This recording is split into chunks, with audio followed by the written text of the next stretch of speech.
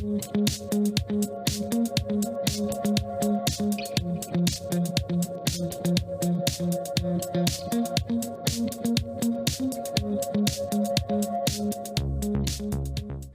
to the HealthChangers podcast presented by Cambia Health Solutions, where we share real stories of healthcare transformation from those experiencing it and those helping to make healthcare more personalized. I'm your host, Rachel.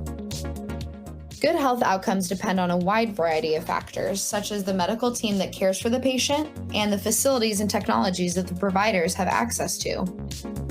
Another important piece of the puzzle is the way healthcare systems communicate with each other and with patients. And that's especially been true during the pandemic that's changed the way we all communicate with each other. On this episode of HealthChangers, we'll hear more about efforts to streamline the way the healthcare industry accesses, exchanges, and interprets data between systems, with the goal of improving health outcomes for everyone. Our conversation features Kirk Anderson, a Vice President and Chief Technology Officer of Cambia Health Solutions. He's joined by Steven Kassakian, who at the time of the interview was the Associate Chief Health Information Officer and an Assistant Professor at Oregon Health and Science University, or OHSU. But he has recently transitioned to a new opportunity at Humana as a physician informaticist. You've had such an interesting background. You've been a primary care doctor, you've been an academic. We've done a lot of work together in interoperability. Can you just tell us a little bit about your background for our listeners? Yeah, sure, absolutely. So, as you mentioned, first and foremost, I'm a primary care physician. So I see adult patients, general internal medicine, and then I at some point got super interested in how healthcare is put together, why it's the way it is, and what we can do to kind of improve the system, and found myself in the field of informatics. And from there, I have an operational role primarily as the Associate Chief Health Information Officer at OHSU, where I'm responsible for helping kind of set the strategy and then implementing that in terms of how we use our clinical information systems to do all the work of healthcare and help patients improve outcomes and help us do a better job as well. So Steve, you mentioned that a lot of your work is keyed off of the clinical information systems. Can you just talk a little bit about how complex that environment is today, and what are some of the challenges that you've come across working with clinical data? Good question. That's kind of the big question. Why is it so complex, and what makes it so hard? I think the reality is, the healthcare system is a really complex system with many different sets of stakeholders with different interests and different abilities to sort of participate. So a lot of the work that I'm focused on is really how do we deliver healthcare, and how do we do that better for both the patients and for both the healthcare system and society at large. One of the big challenges is that since we've kind of gone into the EHR age, the electronic health record age, we've produced an incredible amount of information, right? But how do we take that information, present it to the right person at the right time to help them make better decisions? And that could be the patient, that could be someone, in the healthcare kind of administrative space, or it could be the clinicians and providers themselves. And so one of the things that it really requires kind of diving really deep into all the problems. There's a lot of what I'll call excitement, and maybe others might use the word hype around things like big data and analytics. And I think those are important spaces, but at the end of the day, you really need to dive in and understand, who are the actors in the system, how are they participating in the process, who's looking at information, who's producing the information, who's making the decisions, are they the right person to make the decision, and really requires a lot of really deep, thoughtful kind of process or workflow examination and design. So that's a lot of what I do. So Steve, you mentioned how a lot of focus has been on things like big data and big analytics, and how, while that's super important, the need for us to be able to use data for more real-time and interactive workflow improvements, whether that's to reduce the burden on providers, to be able to allow them to focus more on delivering care, or to be able to engage and guide patients through their healthcare journeys. Are there any particular projects or initiatives that you're particularly proud to have been a part of that are really about driving that patient through their healthcare experience in a way that is more person focused? Yeah, I think that there's a tremendous amount of opportunity there and a lot of interest. I would say I do think we're kind of still early days, right? I think one thing that the pandemic has brought a lot of challenges for us, but one thing that we have experienced is um, we have been much more kind of public facing with our information technology tools, right? How do you schedule the entire country for an appointment in the same kind of series of weeks or months? And that's been a tremendous challenge. And so, what are the tools that work for some patients? What are the tools that don't work for others? I think that's been a big learning experience. The other piece is the telemedicine, right? So I think there's plenty of people who've said a lot about this, but it's been tremendous, and it really was kind of COVID happening was essentially the burning platform. We had a telemedicine initiative for ambulatory video visits. I was the medical director of it, and we did a lot of arm twisting. We did a lot of cajoling, trying to convince providers to do it and patients to do it, and it never really, it never really caught on because your particular primary care provider, maybe they only saw video visits once every other Tuesday or something, and there just wasn't the convenience there. But then COVID happens, and we needed a solution, and everyone sort of joined on with it. So I think that has been tremendous for us in just understanding more kind of how to work with the patient population and the community at large, and what are their needs, and how do they want the system to work. I think healthcare has had a model where it's been, for the honest truth is, it's been probably a little bit more provider centric than we'd all like it to be. And I think the telemedicine acceleration that we saw during COVID was really, really powerful in kind of moving it to the place where I think we all want it to be, which is much more patient-centered. Yeah, absolutely. And I think, you mentioned some of these innovations that the pandemic have really brought forward. These are things we've been talking about doing in healthcare for a long time. And I think, one of the silver linings of this pandemic, if you can find one, is that it's brought the future more to the present out of necessity. Can you share some specific examples of companies or organizations you've worked with to improve the process that medical providers use to engage with either their patients or with other players, such as insurance companies or others in the healthcare ecosystem as a result of COVID? Yeah, I think, to kind of go back to the COVID example, there's a tremendous need to sort of communicate with the patients, right? So, um, you know, our kind of main tool to do that is something we call the patient portal. So that's an extension of the electronic health record. Um, we had all, we thought we had a good adoption rate before COVID, and that adoption rate has gone through the roof. Not only and the universe of people we would consider patients has gone, through the roof as well. And so we've leveraged that tool from our vendor. We are a customer of Epic Systems, so we use that. We've also used our SMS texting vendor a lot more. And so that vendor provides us the ability to text message patients, right? So a lot of patients, they don't pick up the phone anymore when the number is blocked or they don't know what it is. And so trying to communicate with them to say, hey, you could schedule a COVID appointment now. We can't reach them that way. They don't necessarily, people get tons of junk email, but people read texts, right? And so we've had a really good adoption rate in sort of leveraging text to basically say, hey, this is OHSU. You're now eligible for a COVID vaccine, and you can go ahead and log in here and get that done. And that's been a really tremendous ability for us. Before we used it, just kind of sparingly, kind of here and there for appointment reminders and things. And we weren't really sure if it was working because people who didn't show up didn't tell us. Well, I read your text, but I decided not to show up anyway. But for this, we had a really good, really good acceptance rate. That's great.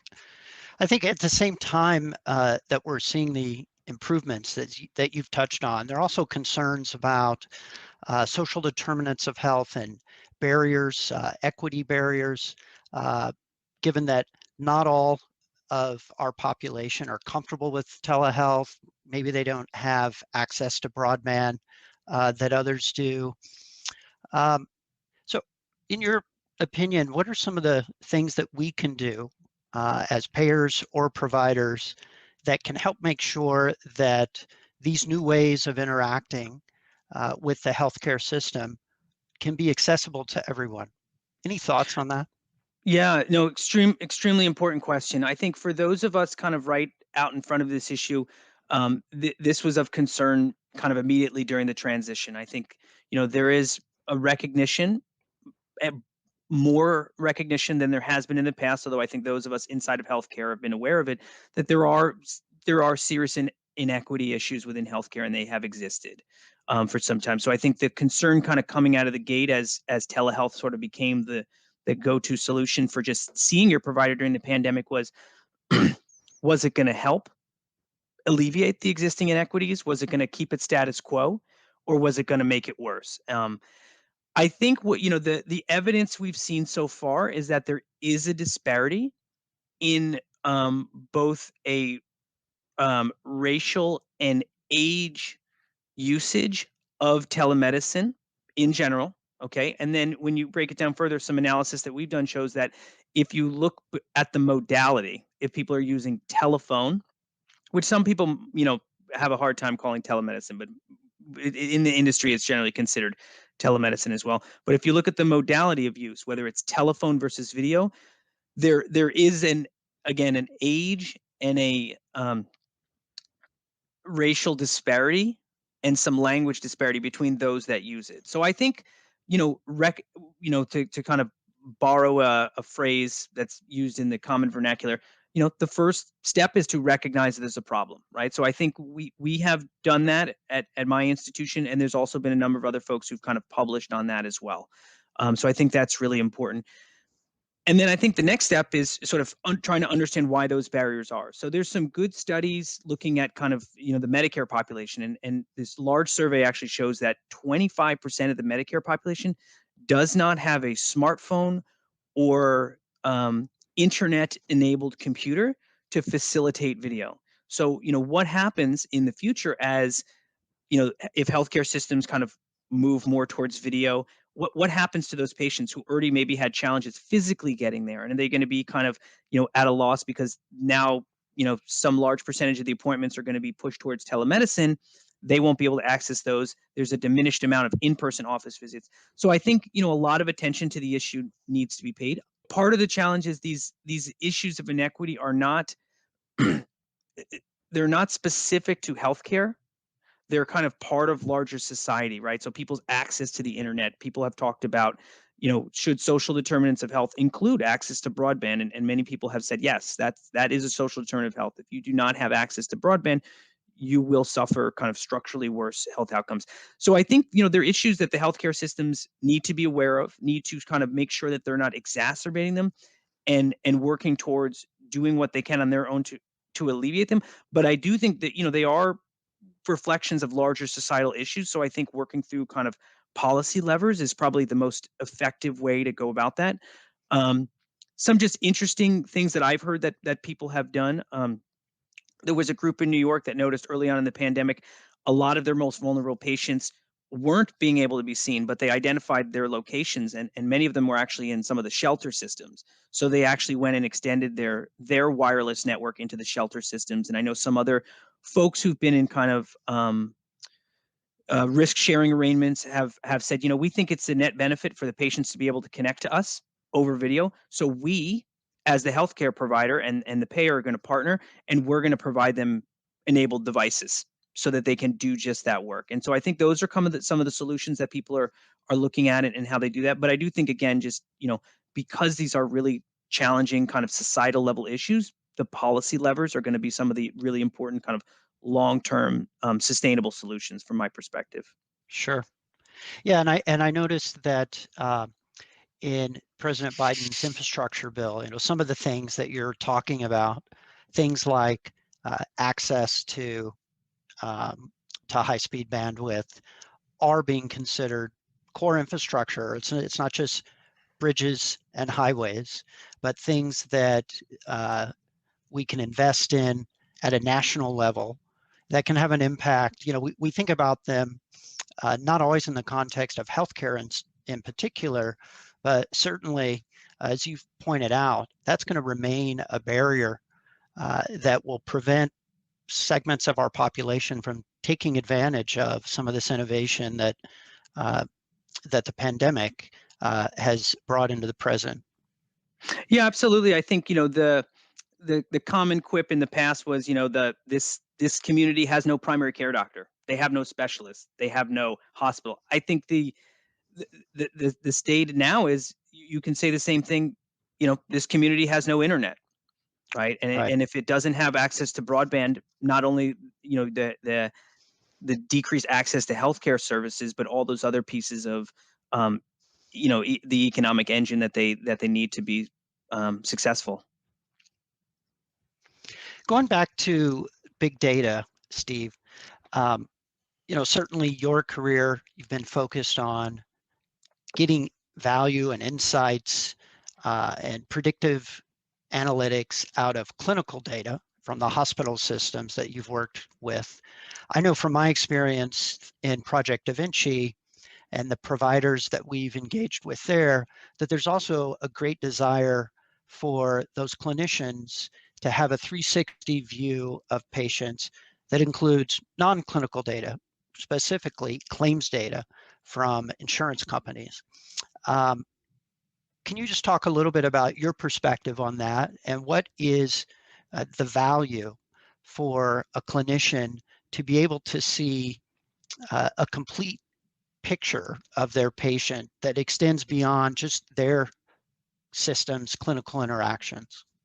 Yeah, I think great question. I think, if you asked most clinicians, I think they would, resoundingly endorse the idea that they would love to see all the data on all their patients. And they would ask a very reasonable question. How come I can't do that right now? It seems like we've spent a lot of time and money on this thing called the electronic health record, and you guys promised a whole lot of results. Where are they? So I think, everyone kind of agrees with the underlying idea of it and the need for it, and it's hugely valuable. I mean, there's a lot of evidence that the idea that the healthcare system, that the costs are staggering and unsustainable. That's kind of common accepted knowledge.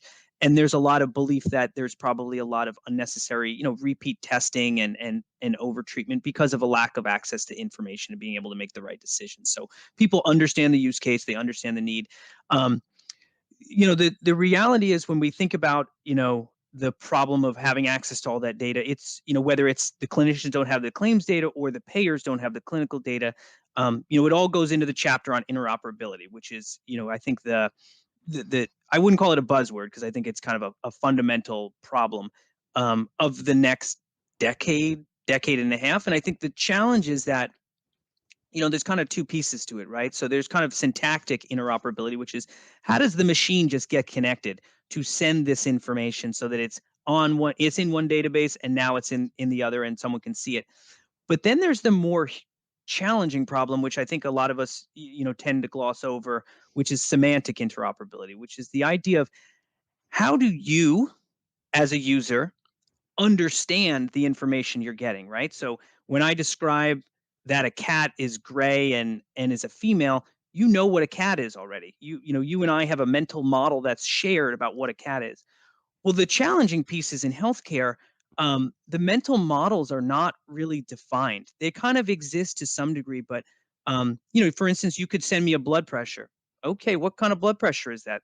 That's a blood pressure in my left arm, my right arm, my leg, my extremity. It's intra-arterial with a catheter. It's a 24-hour ambulatory blood pressure. I was admitted during that time. I was standing, I was sitting, and I was laying.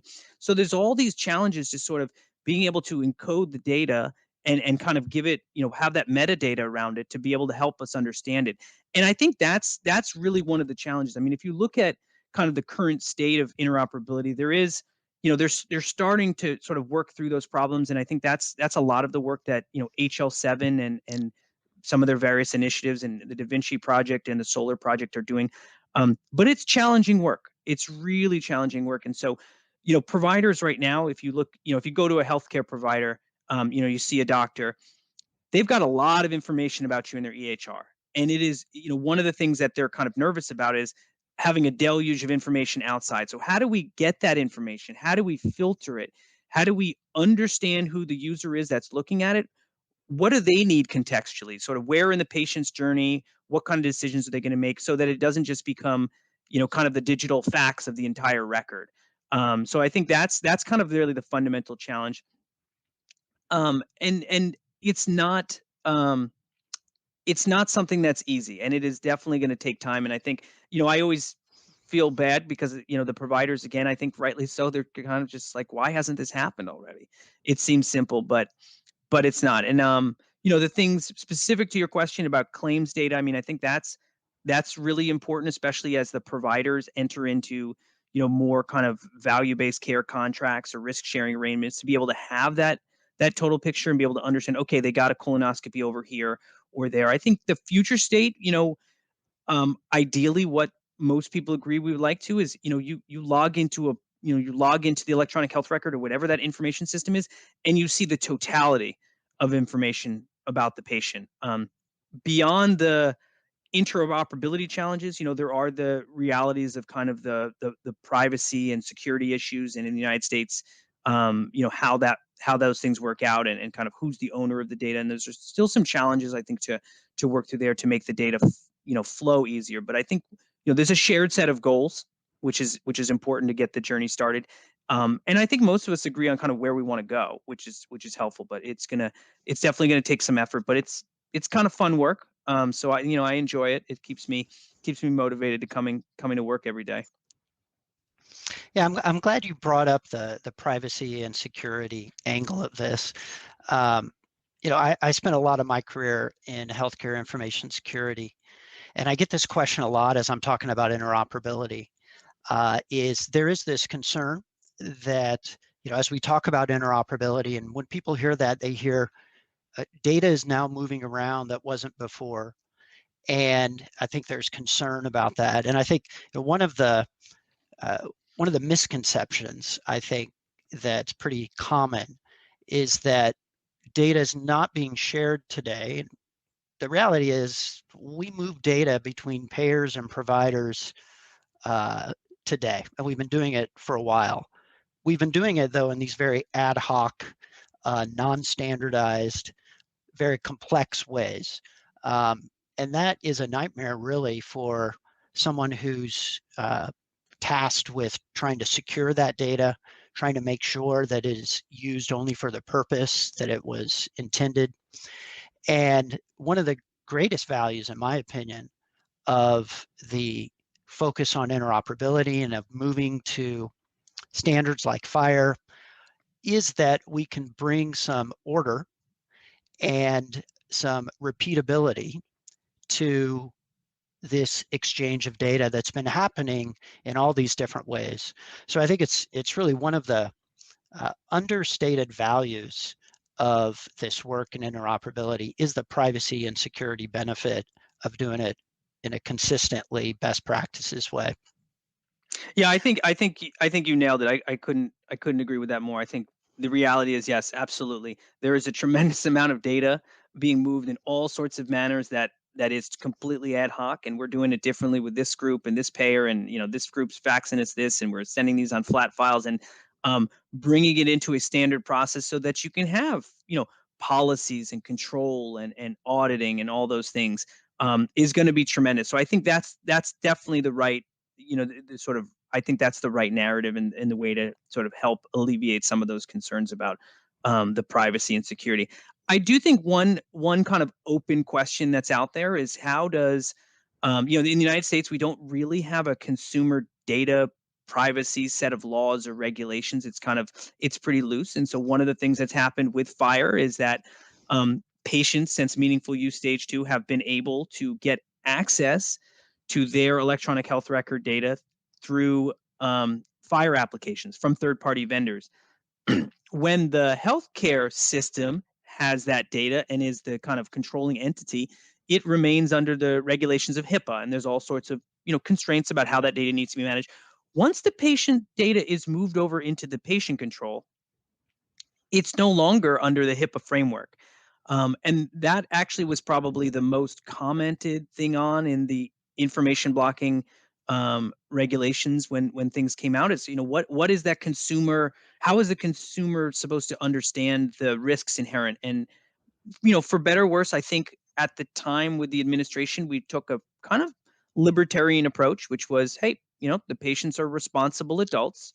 When they get their data, they're going to be responsible for it, and whatever happens, it's kind of on them.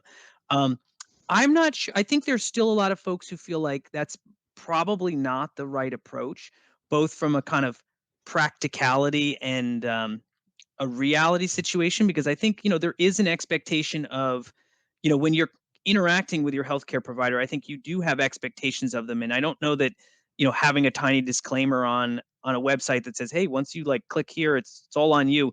I don't know that that's sufficient to kind of meet the end goal. And I think, there are a lot of folks concerned about kind of, bad actors in the system. And certainly as the data becomes more portable through those mechanisms, we may see that. So I think that's, that's one area that's kind of wide open. But I think from a policy perspective, where it's not clear that we're going to see a specific set of like healthcare, patient level healthcare data privacy laws outside of a larger kind of consumer data privacy context. So I think, we're kind of all waiting to see what's going to happen there. I think the cynics among us would say, all the data's out there on a server in, I don't know, I'll say Belarus already. So, maybe the cat's out of the bag, but I'm not sure. I don't think we've Yeah. that story is still to be told, I think.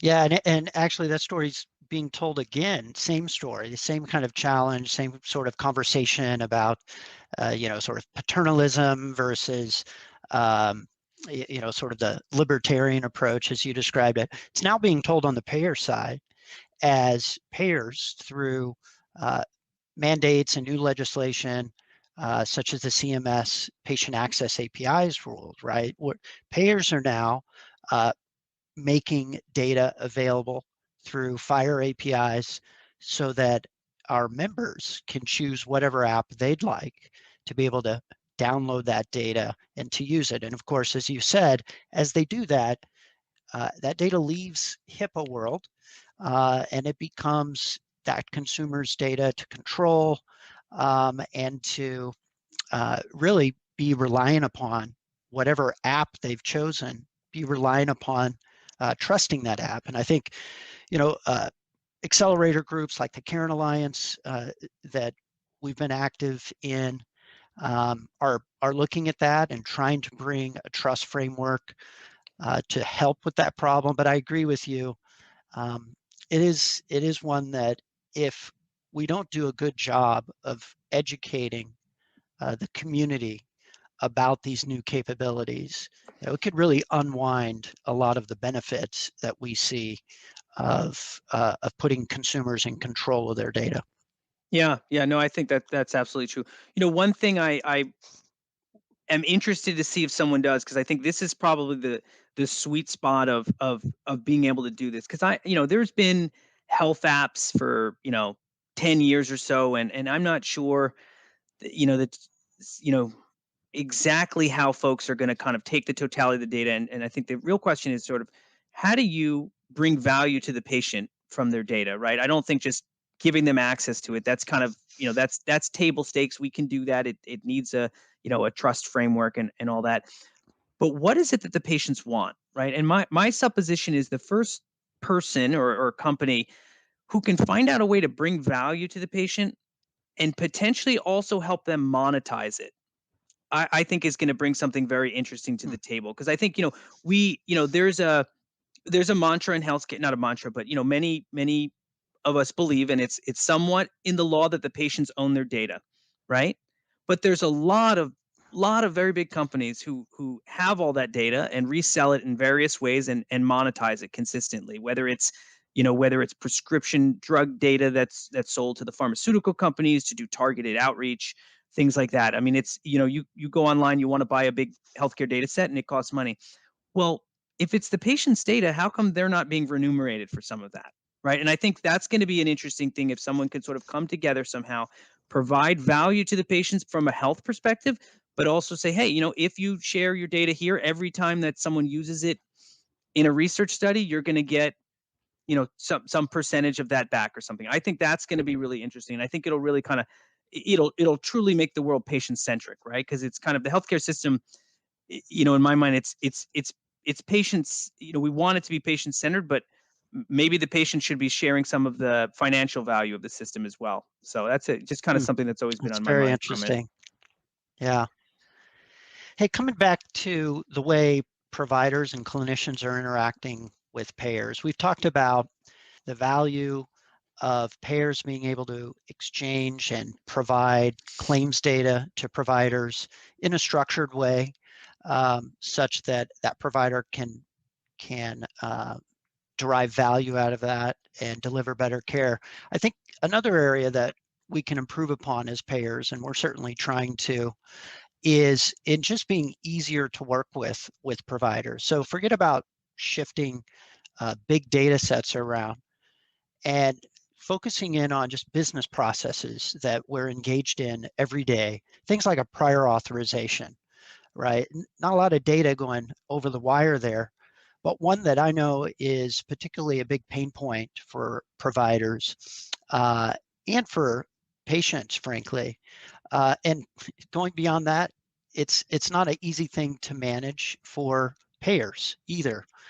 Can you talk a little bit about some of the things you're excited about in the areas of using FHIR to streamline the business processes like prior authorizations that clinicians are working through every day?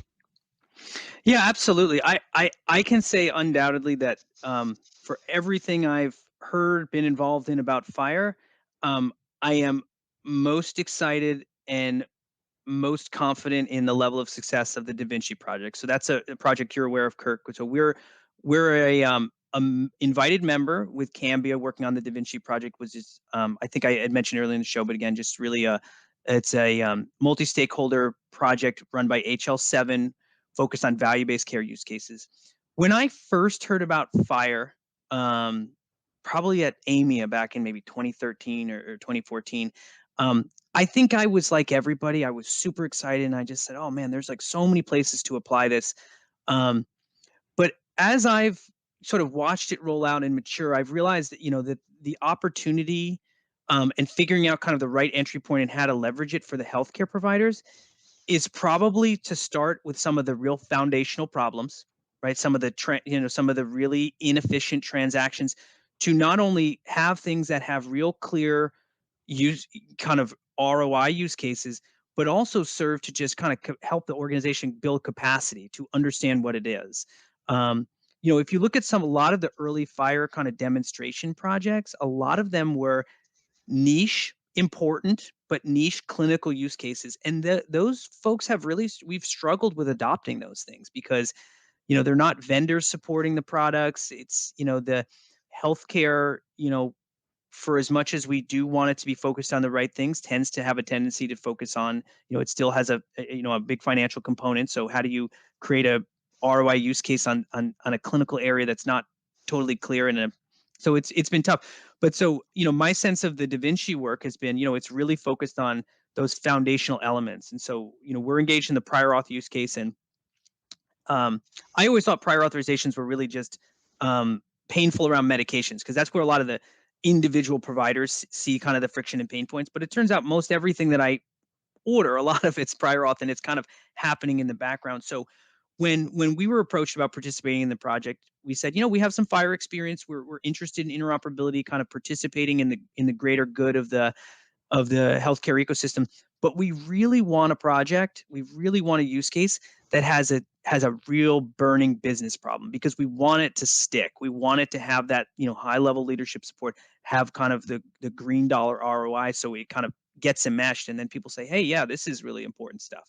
Not, oh, this is Steve thinks this is interesting and I don't know what we're going to do with it. So we shopped a few of the use cases around, and we hit on the prior auth one. And that really, I will say, I appreciated our kind of VP of revenue cycle, who said, yeah, I think, you guys tried something like this like 10 years ago. There was some standard everybody's going to roll out that was going to eliminate it. So, but you guys sound motivated, so have at it.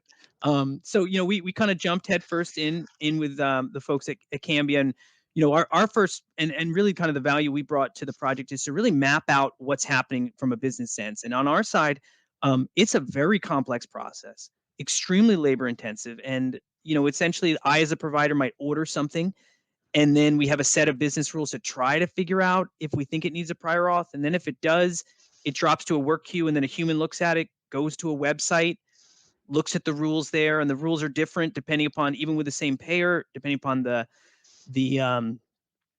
what the actual insurance coverage is. And then I know, what I've learned on the payer side is, it's exceedingly complex to, have those business rules and get them all encoded, and have a library that makes sense, and some indexing in a process. And then, we get forms, we fill them out, and it's kind of it's a little bit embarrassing, I think, as far as, technologically where that is, but that's a great place for it to be. And so we're really excited about the work. So we worked really collaboratively in the project to kind of map out what we think the ideal future state would be and how we can automate that process. And really excited about it. We're about to start testing some of those pieces, actually, I think in the next couple of days. So the timing of the question is really good. And I think for us institutionally, it's really helped us understand the value of things like FHIR. Okay, FHIR is not just, some fancy thing that, someone's going to try to tell you is going to solve all your problems. It's actually how you're going to, solve your really tough business problems, your transactions that you have. And so I've really enjoyed the project, both from kind of a participation in sort of the larger ecosystem, doing something that's going to have an impact and have some influence across the healthcare industry. But I've also just loved the collaboration. And I always joke, David DeGandhi from Cambia has been really instrumental in this work. And, one of the first questions I asked, I said, is it payer or pay-or? Because people always pronounce it differently. And even just those language things, I think of healthcare provider, and I'm thinking of an individual person, right? When the payer side thinks of a healthcare provider, it's the giant box of the whole industry, it's that whole stakeholder. So really just a lot of, level setting on language and processes. And I think that work's been great. I think for, the it's definitely one of the most visible points of collaboration we're having with one of our payers. And I think is helping turn it into, a real collaborative relationship. How do we build towards kind of common goals together that are, most importantly good for patient care, and then good for both of the organizations? And I think it's really, really positive work, and I'm really excited about it. Yeah, couldn't agree more with that. I think, prior to our engagement in DaVinci, we really did not have any kind of relationships with the technology teams, not to mention the clinicians and the experts such as yourself in our provider partners, which is really insane if you think about it, given how much interaction happens between payers and providers to make the healthcare system work. And when we sat down and started to look at these as single business processes, right? Even though it may start inside a clinician's office and go to a payer, and typically, even in the case of a prior auth, there's several back and forths there. It's a conversation, really. And looking at it end to end like that, did we start to make progress to be able to break it down and figure out how to make it better, right? Previously, it was just kind of throw it over the wall, and then one side catches it and throws something back. And as you mentioned earlier, right, you do it a different way with every provider. Some of them are sending us faxes. Some of them are going over to a portal that we've provided. And another thing, I mentioned how I hear from our provider partners in DaVinci all the time, really two things, right? One is we'd love to see that claims data, as we talked before. Three things, really. Second, help us fix prior auth. And then the third is don't make me leave my EMR to do any of this, right? It's got to work inside my EMR. It's got to be part of the clinician's workflow, which again takes us back to that reducing the provider abrasion. But yeah, the prior auth work that we've done with OHSU, which, as you mentioned, is just about to go into production, has really been a great opportunity for us to to collaborate, not as a payer and a provider, but as two parts of what really should be one system. And it's just been really exciting. And so we're thrilled with that partnership, and looking forward to extending it, not just with OHSU, but with other providers. And I know OHSU feels the same about extending this work you've done with Regents with other payers. And the fact that we're doing this using an open standard like FHIR allows for that reusability, which is really exciting. Yeah, yeah. No, I think that's going to be great, and I think that's kind of, once we figure out the particulars of the transaction and get the usability and all that stuff, is what is the real world adoption roadmap look like, right? And kind of what's the tipping point, and how do other healthcare providers, how do we tell the story about value of doing this till the point? Because I something like this clearly is going to be the standard way that everybody does it. But how do we kind of accelerate that adoption? Because I think it's we have the opportunity to really do that. Well, Steve, thanks so much for joining. Really enjoyed the conversation. Always enjoy connecting with you, and just really appreciate all the work that you've been doing at OHSU. Well, thanks so much for having me, Kirk. I really appreciate the conversation as well, and really excited about all this work. It's kind of it's a great time to be in health IT. I would say. I think it's kind of the golden era. Let's hope so. And that wraps up this episode of HealthChangers. You can find more information on all of our episodes at cambiahealth.com. You can also follow us on Twitter at Cambia, CAMBIA. You can now find HealthChangers on all of your favorite platforms. Just search for HealthChangers on platforms like Apple Podcasts, Spotify, and Google Play. Please subscribe and leave a review. Thanks for listening.